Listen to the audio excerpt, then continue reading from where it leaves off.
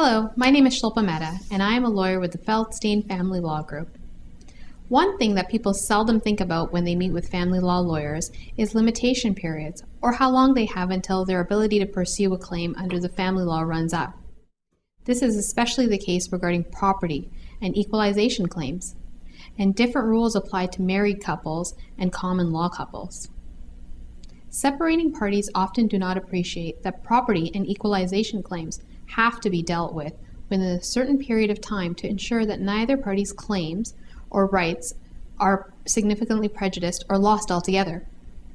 For married couples, the law with respect to limitation periods is very clear. A legal claim or defense may be prejudiced or lost entirely if either or both parties do not retain legal counsel and take appropriate steps within certain time periods prescribed by law. In particular, Section 7, Sub 3 of the Family Law Act sets out limitation periods that apply to equalization claims. Any claim to an equalization of net family property under the Family Law Act will be barred by the passage of time if court proceedings are not commenced within 6 years of separation, or within 2 years after the divorce has been ordered, or within 6 months after the first spouse's death, whichever of these time frames comes sooner.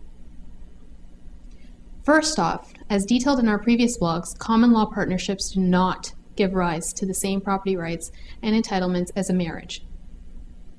In a common law relationship, if just one partner owns an asset, that partner is recognized to have entitlement to that asset. However, if the other partner contributed to the asset which is solely owned by his or her partner, the non-title holding spouse may be entitled to share of that property based on a constructive trust claim.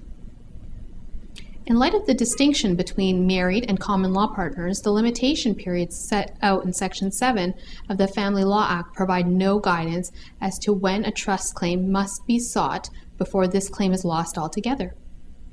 While the law with respect to equalization of net family property for married couples is absolute, until recently, the limitation period with respect to property claims available to unmarried couples was unclear.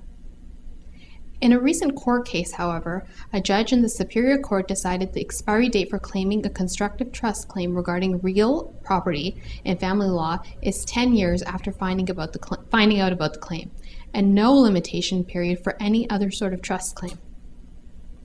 The above-noted case law is revolutionary, as until this ruling, the assumption was that where a statute does not provide a definite limitation period, the Limitation Act applies, which would mean that common law couples have 2 years from the date of learning of their trust claim to pursue it.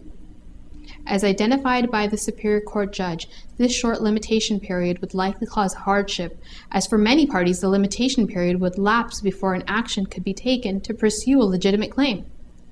As such, the judge ruled that in family law matters, it is important and more practical to apply the Real Property Limitation Act that provides a 10-year limitation period for claims to recover land as opposed to the 2 years suggested by the Limitation Act.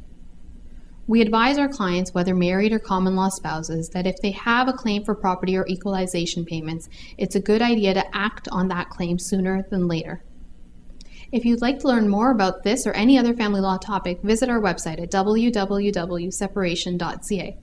If you need legal advice about your own situation, please call us at 905-431-2214 to schedule an initial consultation. Thanks for watching.